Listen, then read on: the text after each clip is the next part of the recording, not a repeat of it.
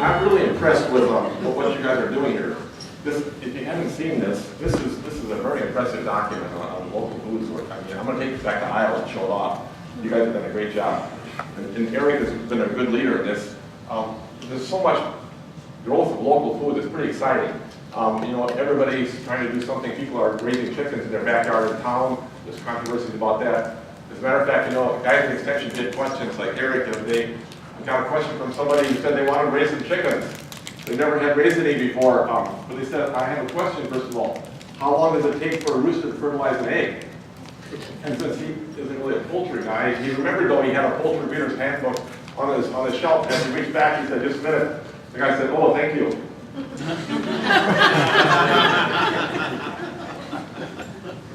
So what I want to do is I want to use my farm as sort of a model to describe some of the concepts that I'm going to be talking about here today. And the basic concept is that what I try to do on my farm is look at ecology as a model for how to design and manage my farm. But I want to start out with looking at where we got, where we are today, how we got there a little bit. And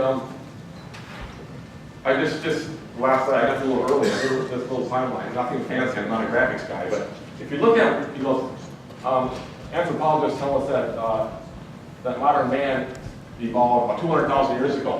Where did agriculture came in? About 10,000 years ago, way up there. Now if we take that little red part of that line and blow that up, you know, the Europeans came to this country about 400 years ago, 1607, I guess, in Virginia. Huh? Now if we blow that up, what I'm trying to do is that, you know, our agriculture is really new, very recent. And we're on a timeline, and people tend to think, well, we're just going to keep on that timeline. But what I'm saying is there's some bumps in the road here that we're going to look at. We blow up that little green line. You know, in the last 400 years or so, we only really started to have tractors commercially available about 1905. In 1954, the statistics show there were more tractors then, finally, than horses and mules. Anhydrous ammonia came on in the 50s, and the chemical fertilizers and the pesticides began to come in.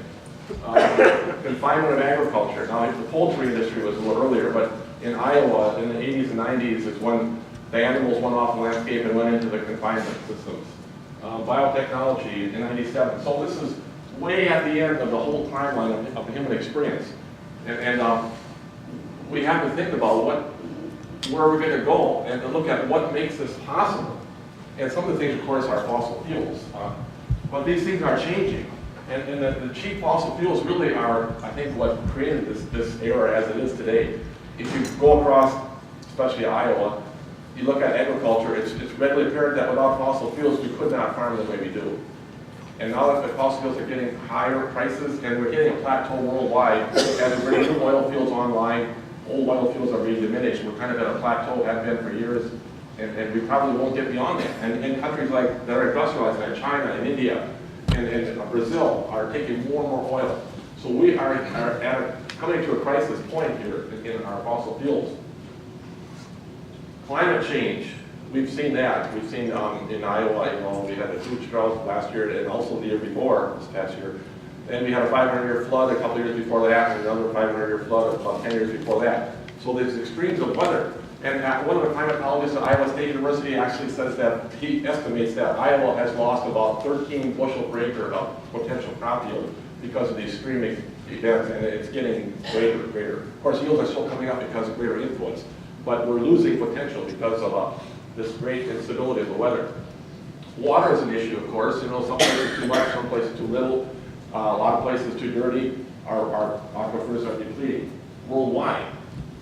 Our fertilizer reserves, phosphorus industry tells us that in the U.S. we only have 20 to 25 years left of phosphorus reserves in the mines.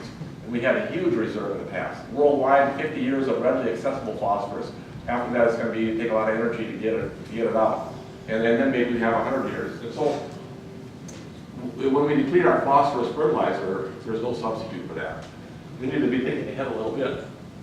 Waste sinks are filling up. Our lakes, our rivers, the dead zones are increasing in the estuaries around the world because the waste sinks can only handle so much pollution.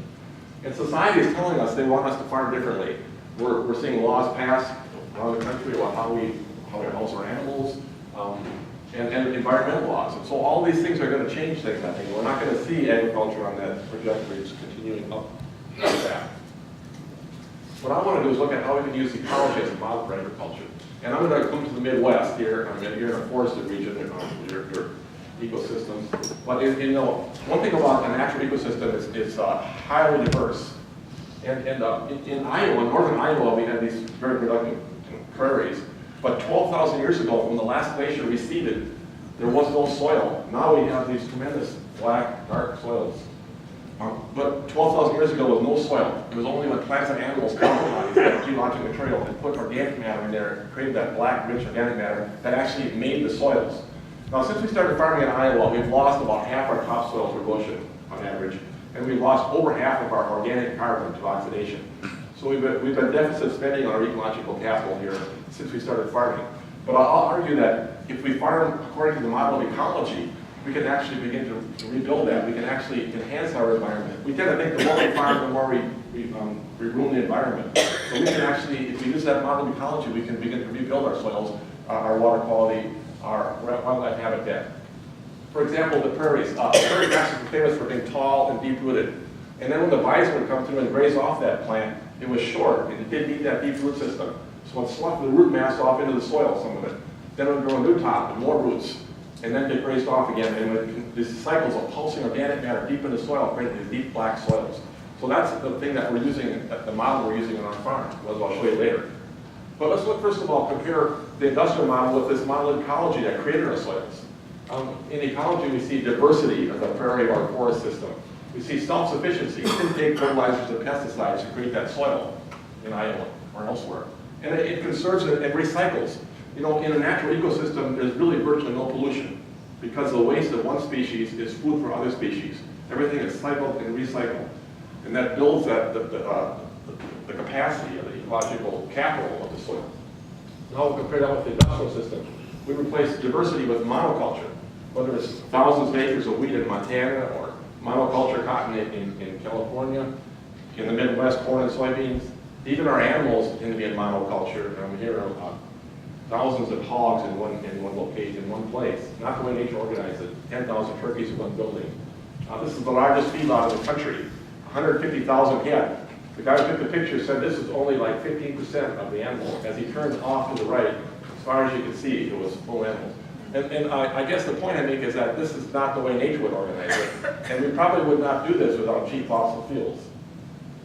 And of course, society is telling us that they don't want us to raise animals in some of the ways we do. There are 8 states now that have rules coming into place that will outlaw sows in gestation crates. There are 5 states that will outlaw calves and veal crates. A couple states that will outlaw chickens in battery cages where 4 to 6 chickens are in one cage so small, one chicken can raise its weight.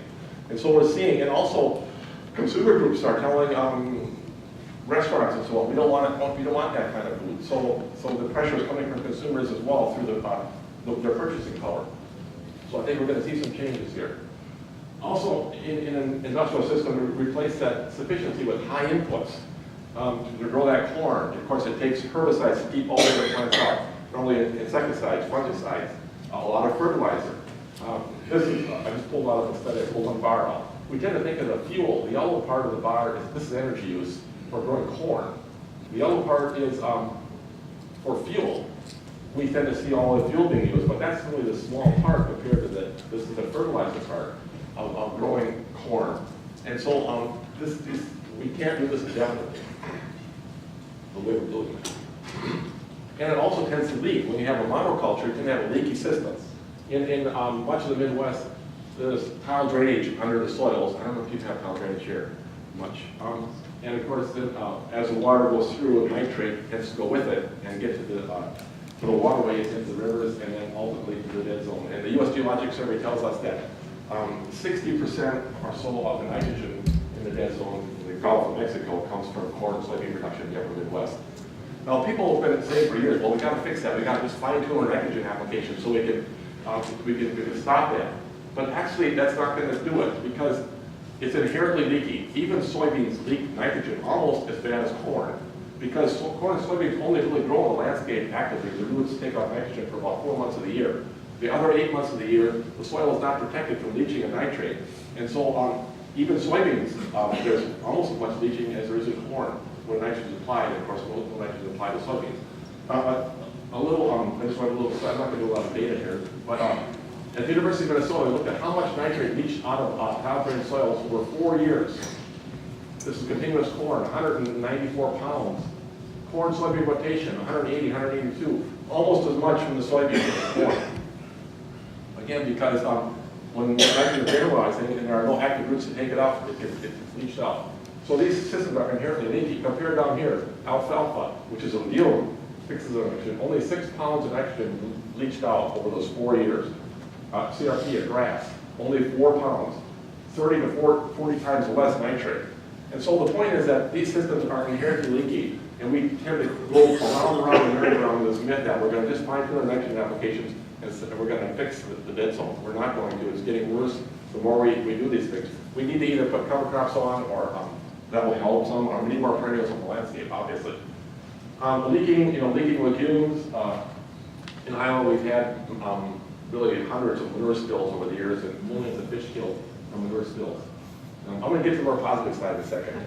But I thought you might want to see this is 4 years old actually, 2008. A picture of all the mostly hog confinements are the red triangles in Iowa. And the green ones are the open feedlots. Now this is 4 years old, so there are more dots now. But there's a lot of controversy in the countryside in Iowa. People who live in these areas where it's pretty crowded and the odors are a problem, and so on, the quality of life. Leakage, erosion. I got a few slides I'm going to show you here from around my farm, upstream, where there's corn and soybeans. And I'm in southern Iowa, where it's pretty hilly, and our soils are older, about 1 million years old, not as productive. But in 2008, we had the flood. The soils were all saturated. And then we had a week with 2 weeks with no rain. Then we had 2 inches of rainfall in 1 hour. And we had tremendous erosion because this is early June, and the corn is planted late. The soils are saturated. And so we got this rainfall, and it just, there's nothing to go in the ground. Now, I have been grazing my cows for 2 months already, and so my soils were dry, and I needed that rainfall. It went right in the ground. But all around, and this is my land here, my creek, which is only about 8 to 10 inches deep and about 10 feet wide. And from that 2 inches of rainfall, it got 250 feet wide, which is not unusual in the spring because the soils in the annual cropping system can't get the water. So it was like a raging river just from that 2 inches of rain. So you can imagine that with increasing rainfall events that we're getting with climate change, that we're getting more and more of this kind of erosion going on. And here, even with no-till, this corn stalks went right off. And our system is not sustainable in the Midwest. The average erosion rate for corn and soybeans is about 5.7 tons per acre per year. But the regeneration rate from a lot of research over a wide range is only about 0.5 ton per acre per year. So our ongoing rate is already 10 times the regeneration rate of soil. Obviously not sustainable. We've lost half our topsoil. During that 2008 flood, that one event, 10% of Iowa's cropland had 20 tons per acre of soil loss. So we're seeing more of this kind of extreme situation. And multiply it, 2/3 of Iowa's landscape is in corn and soybeans. So you can imagine when we get the big rainfall, we don't have the capacity to take that water in. Some study at Iowa State University compared corn and soybeans, how much rainfall would go into the ground after one hour of rain with perennials. And they found 5 to 7 times more rainfall would go into the ground in that one hour of rain in the perennials than with the corn and soybeans. So multiply that by 2/3 of Iowa's landscape, and you can see why we have flooding problems. One more thing I wanted to say about the confinement systems, and as I mentioned, it's causing a lot of divisiveness on the countryside. And their odors and the toxic fumes. People say, well, manure is manure, it's always been that way, 10,000 years, it's not going to change. But really, that's not true. When you smell the odor of a confinement system, you're smelling actually compounds that are created in that liquid pit. In that liquid pit, it's anaerobic, and it putrefies the organic matter, and it creates over 300 volatile organic compounds. And we know about things, hydrogen sulfide, ammonia, and so on, and toxic compounds created in that pit.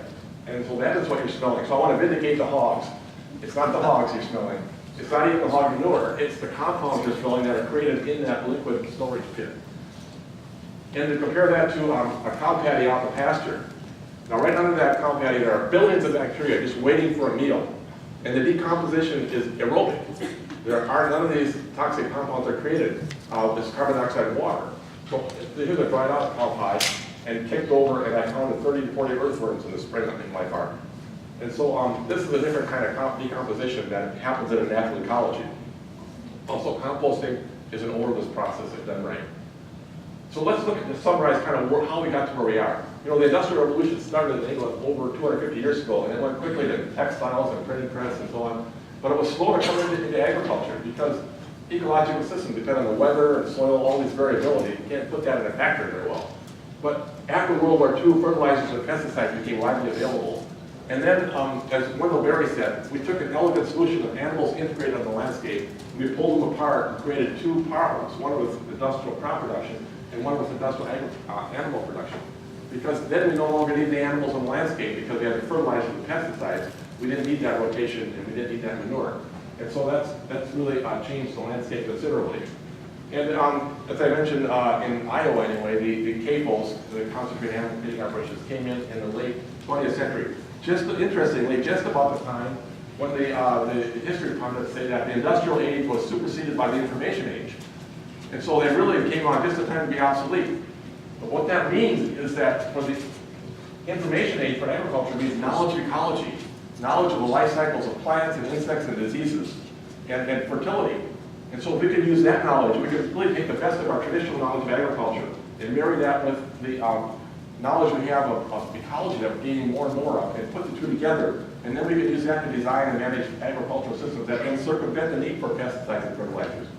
And a lot of the things that we aren't going to have forever. So what I'm going to do then is look at how we can try to design and manage a farm using the organizing power of nature's ecology, the energy of nature's ecology. And we moved to this farm in 1995. I came back to the USDA in 1992, and then we were 4 years in one farm and moved to this farm. And the farm site had disappeared except for this little corn crib, which I was starting to rebuild. But also, it had been corn and soybeans for many years, and it's some pretty steep slopes. And this is one of the grass waterways. The grass waterways were all gullied. And so we fixed the grass waterways, and we planted, another thing is too, is that on the side hills, all the topsoil was gone in some place. Remember that black, dark soil you saw? Well, some places I've done with the subsoil on the side hills. You might think this looks more like Virginia soils, but I'm sure that Virginia soils are better than what I have here. And at the bottom of the slope, the toe slope is where the black soil ended up, a lot of it. So what we did is we planted the whole, a big section into 200 acres or so, into a mixture of grasses and clovers, kind of mimicking again what the prairies were, only different grasses. These are cool season plants. And we split it up into 60 paddocks, 60 small pastures. So here's the farmstead, and the lanes going out to the pastures, and these are the lines, the electric wires for the paddocks. Each one is about 2 acres. And so after each milking, twice a day, the cows get new grass. And even during the summer, when the grass is growing fast, I can split it with a temporary divider wire and give them half a paddock, or about an acre, per milking. And so we have 3 groups of cows rotating. One is the milking cows, one is the dry cows, the red heifers, and one is the yearling heifers rotating on the farm. And so you can see here the electric fence going through, and here's where they graze. This is where they'll be grazing next. And as they go around, it regrows. Kind of like the bison moving around, only we can control just where they go, and we can give them just as much as they can eat at one 12-hour period. Now, that's not what we're doing. What you often see is where the cows are set stock out in the area for the whole summer. And you end up usually with kind of a monoculture bluegrass, because they nip off everything, all the tall grasses, and kill them, and or send them back. And here, of course, we have thistles too. But you can see that's not very resilient in a drought situation, because a short top means short roots and not a lot of soil development and not resilient. And of course, animals on the landscape have a healthier environment, a more comfortable environment than standing on the concrete. And they live longer, and I think they're a lot healthier. And look at the energy difference. Comparing, if you have cows in confinement, these aren't my cows, but if you have them confined, then you have to bring all the feed to the animals. So you have to, instead of them eating that forage, you have to cut it, chop it, bring it back home and store it, and then feed the animals day by day, and then store the manure, and then haul it back, all back out into the field again. All those steps take a lot of energy. And it's kind of ironic that we do it that way. If we can design it right, all we have to do after each milking is open the next gate, the cows go in the paddock, we close the gate, they harvest their own feed, they spread their own manure wherever it needs to be, they enjoy their work, and they're healthy because of what they're doing.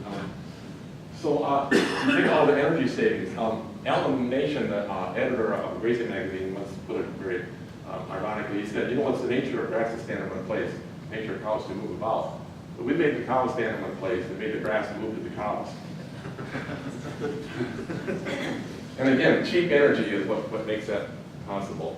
And of course, cows enjoy their work doing that and are healthier because of it. And of course, then you don't need all that big equipment to harvest that forage. Little things to run around and open gates and build fences will do the job. And I still feed some grain. I feed about 5 pounds per cow per day. But we're trying to get to reduce that grain considerably. And if we can avoid having to do quite so much of this heavy cropping, it will save our environment a lot.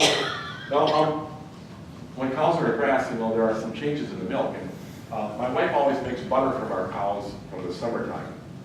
And then she makes it into ghee, clarified butter. And it's very dark yellow. And you can store that all year long in it without refrigerating, it doesn't spoil. And we ran out last year in February, and so she made some for the cows eating dry hay. And it was amazing the difference of the cows on grass versus the cows, same cows, on dry feeds. And of course we know that milk from cows on grass is higher in omega-3 fatty acids and conjugated linoleic acids and beta-carotene, which is probably what's showing up here. So what we do, we try to start grazing as soon as we can in the spring. And here you can see their trees, leaves aren't on. Usually about the first week of April. This year we started mid-March because we want to sequence the farm. So as it starts growing fast, we start grazing right away. By the time the cows get around, and then the first paddock is growing up and ready to go. And then they're all sequenced, basically. We also extend the grazing season as long as possible. I'm still grazing a little bit in December this year, which is very unusual. We had a drought in the summer here. We had to get off the pasture for a while. But now we're still grazing a little bit. And one thing we do is we'll stockpile grass. Like starting in August, we'll set aside some areas that we did not graze or mow for hay. And then we'll, in October, usually the growing season stops. And then the cows can graze these set-aside areas all through November and into December. So that helps us extend the grazing season as long as we can, and then we have to feed storm feed for a less amount of time. Just a little bit about the infrastructure. The lanes for the cows to get out of the paddocks, at first they got muddy and eroded, so we had to like shape them and put head rock on the bottom and finer rock on top. And it made a great surface. It's about 50 years old now, the lane surface, and in the ring we had help from NRCS to put in these cost share and put in the lanes. And so the cows can get off the pasture at any kind of weather. And sometimes when it's rainy, it'll be amazing. It'll get a little muddy in the paddock where they've been, but we take them out of the paddock and the next day, and then it's amazing by the time they get around, rotating around the system, how that has recovered. If they had been in there for several days, they probably would have killed the plant crowns and roots and it wouldn't have recovered. But if in one day it seems like it does fine. Remember, we can use that to our advantage. Sometimes we try to keep about half clover, half grass, and the clover tends to diminish over time sometimes. The grass gets sod-bound. So when it's rainy, we can put the cows in the sod-bound paddocks, and their feet will cut open the sod, open up spaces for the clover to come in better. So we can manage that by how we manage the cows as well.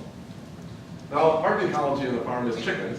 We have this, part of you all have probably seen these portable chicken houses. I had an old pickup truck that wasn't roadworthy, so I built a chicken house on it. Here's where you get the eggs out.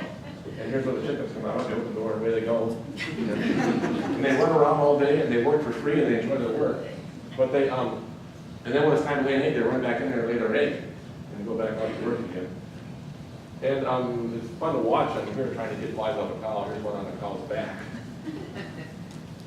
But they're amazing creatures. Here's one I saw one day. One had a mouse in its beak, and they were running around fighting over that mouse. And since then, I've seen if a mouse goes by a chicken, it's like one picking a shake and they're dead. And it's like Jurassic Park, actually. A chicken is built like a miniature Tyrannosaurus Rex, actually. And they're real scavengers, even though people say they're kind of fat. They can't let anything go. Over here, it spilled a little feed on the side, and they cleaned it all up. One day I saw they were gathered, a bunch of them were gathered around And I looked, and apparently I had driven by with a tractor and a bale of alfalfa, and some alfalfa had fallen off, and they were stripping the leaves off it. So it's just kind of their natural tendency of ecology to not let anything go to waste. But no, we had the chicken house following the cows around the paddocks to eat fly larvae on the pasture. However, the cows were eating chickens. And so we brought them home, but since we have more diversity on the farm, we have a lot more wildlife. We have, for example, wild turkeys out there kind of following around the cows. We have swallows flying over the cows constantly sometimes, and cowbird flocks sitting on their faces, on their backs. We had cow egrets even. So I'm hoping that the ecology can take over and do it by itself and not me have to manage chickens out there. Also, so the chickens are part of our fly control strategy. Run the barnyard, they scratch around, eat the fly larvae. But we have a variety of things. It's like Bill McKibben says for energy. Don't look for one silver bullet to solve your problems. Use silver buckshot. A lot of things that together will do the job. And here, one of the things we have is these sticky tapes. They come in 1,000 or 1,800 foot rolls. And we have several of these rolled out in a milking parlor. So when the cows come in, the flies tend to go up and get stuck in those tapes. Then we just roll them up at the end of the day, and a new stretch rolls out. And so that helps a lot for getting rid of the flies. Another thing I've learned is that soybean oil will actually kill the horn flies on contact. This looks like horn flies sitting on a cow, but they're dead ones actually. So when there's a lot of flies, I spray them. I use a car sprayer with about 80 to 100 psi to blast them. And the bigger flies, like the staple flies, if you hit them hard enough, it'll kill them. But they tend to get in a tizzy and end up in a sticky tape by the end of the milking time. And however, since this year I've come across a cordless, again, I didn't take a picture right, it's a cordless sprayer, which really works well. I don't have to roll up that hose all the time. Just you can take it outside or anywhere and you can blast them. So we put some essential oils there too to help get a little residual repellent effect. Another thing we've been using is predator flies. These are little bitty flies that they will lay their eggs in the fly larvae of the pest flies and eat the larvae and kill them. So we use them. We get a shipment once a week in the summer. And this will hatch out to be about 100,000 little bitty flies, and then they go to work. And I put them in. I made like an oversized salt shaker, and I can drive around and I can sprinkle them around wherever I want them, so they can attack the flies on wherever. Now, as far as wintering the cows, we're trying to do a lot of things to make it more energy self-sufficient.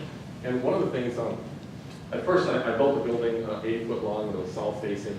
It was a great, comfortable place for the cows. I've been to hay outside, out front. And I had a bale and roller for the tractor to make the roll bedding. It worked fine, except by spring I had about 4 feet of bedded packed manure to break up and compost, which made great compost, but a lot of energy to do that. So what I've been doing now is what more farmers are doing, grazing dairy farmers especially, is outwintering cows.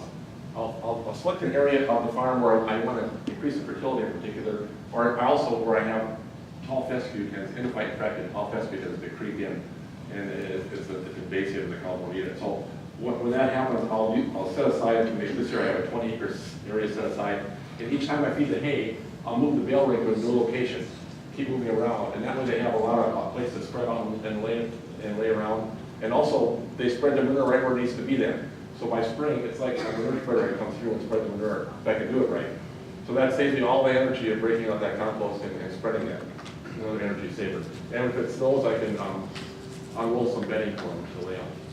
Another thing is, speaking of ecology, is that, still before lunch here, is that dead animals, if you got livestock, you sometimes have dead stock, right? What I used to, when I was a kid, we'd call the running works and they'd come and they'd pay you to take the animal off. Now we call them and they charge you to take the animal off. So I figured that's not very smart ecologically. I'm paying somebody to take nutrients off the farm. So now what I'll do is I'll lay a bedding pack down with a lot of carpet if I can, and cover it up with about 2 feet so the cows don't get in. And it's amazing, in about a month or two in a hot pile, it'll basically decompose an animal except for the bones. I'm still looking for getting rid of the bones in less than geologic time. Here's where we milk the cows, and one side on the other. And attached to our milking facility is our processing plant. Later today, I'm going to be in a processing section, so I'll talk more about that. This is the processing plant. And we have a simple milking parlor, a double 8 swing parlor, which I just built by welding material in place and cementing in the ground.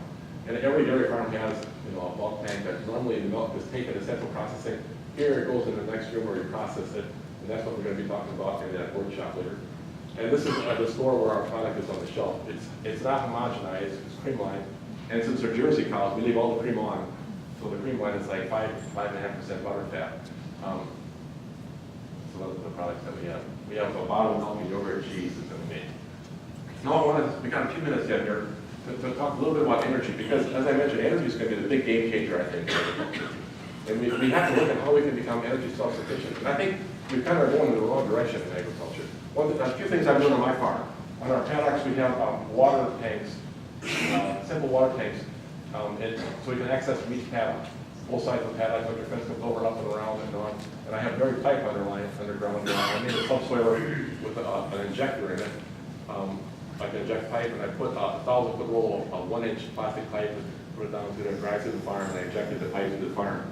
And then whenever I need a water tank, I just cut down and put it together and put the water tank in. So it's pretty inexpensive to do. Now what we've done is we've used solar power to pump our water. We have a pond in the back of the farm, and we have a 4,000-gallon tank in the highest point of the farm. And a solar panel here drives a pump in the pond that fills this tank. And then it gravity feeds to all the 60 paddocks in the farm. Now, we don't have good well water. In southern Iowa, we drilled a well 23 feet and we got almost nothing, and it was smelled like hydrogen sulfide really bad. So we don't have good well water. So most farms in southern Iowa use rural water. It's just city water pumped off the countryside. So this saves me a couple $100 a month in water costs as well. On the bottom side of that dike of the pond, I have some frost-free waterers. And this one here has a tube that goes in the ground about 6 or 8 feet, and the ground geothermal heat keeps it from freezing. So I can outwinter the cows here all winter, and they have water access without having to break ice or using energy source. I built another one, another pond. This one here is also frost-free, but it's a little different in that it constantly overflows. We have a valving center there that turns the water on. Instead of overflowing over the front of it down the ground, it overflows out of the standpipe and into the ravine nearby. So just that little trickle of water will keep it from freezing even below zero. So that saves me on energy as well. We put in some solar panels for making hot water. These are 4 foot by 10 foot, 4 of them. And they preheat our hot water for our dairy processing and so on. So that saves us something on propane. We have some electric fencers that are solar powered, which are handy. I don't know how much they save on anything, but and a wind turbine that we're putting up on the farm. This is the Photoshop that we had for the grant, but that's where it's going to be standing. And just this last month, we broke ground for it and made the pit and put in 8,000 pounds of rebar and 200 pound bolts. This is a 40 kilowatt. I'm trying to imagine what a 3 megawatt one would have for a foundation. And then we poured 2 feet of concrete and have it set. And now we're set for next week. We're expecting to get the turbine in, and we're going to be putting it up. So that will basically offset my energy use for electricity for a year on an annual basis. This is what's going to look except like what's going to look like, except it's going to be a monopole instead of a lattice tower.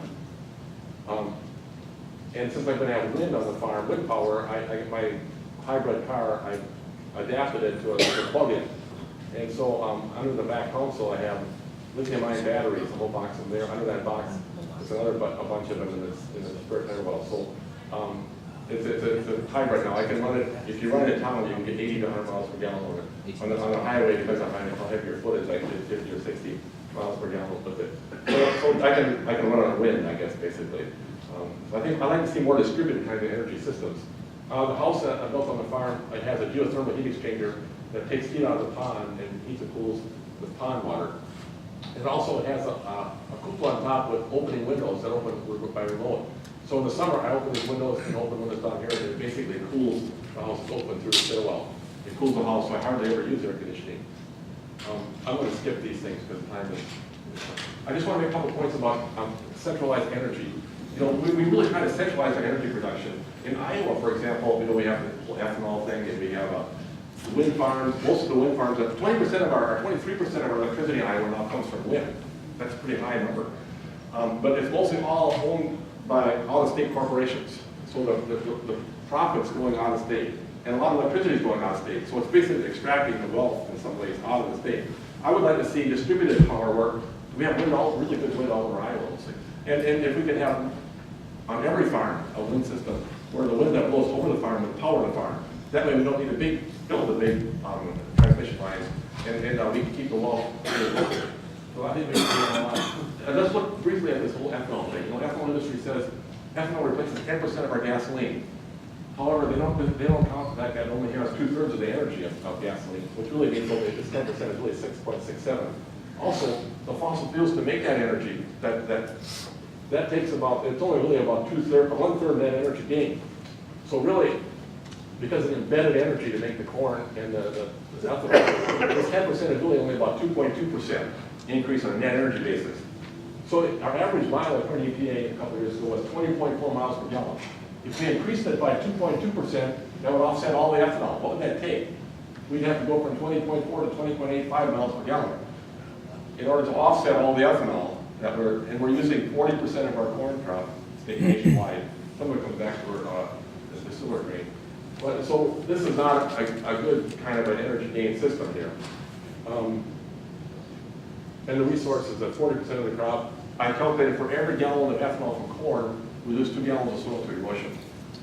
You got to think about if that's a good trade-off or not. And the dead zone contribution. This is interesting. This is mileage over here over the years. This is the mileage in Japan. They're getting 45 to 50 miles per gallon. Remember, actually 20 for U.S. average. Europe heading for 50 plus. Australia, Canada, here's the U.S. So if we really want to make some progress, we could go, instead of making almost ethanol go from here to here, we could do a lot more in that regard. I think I better watch my time. We'll put right here.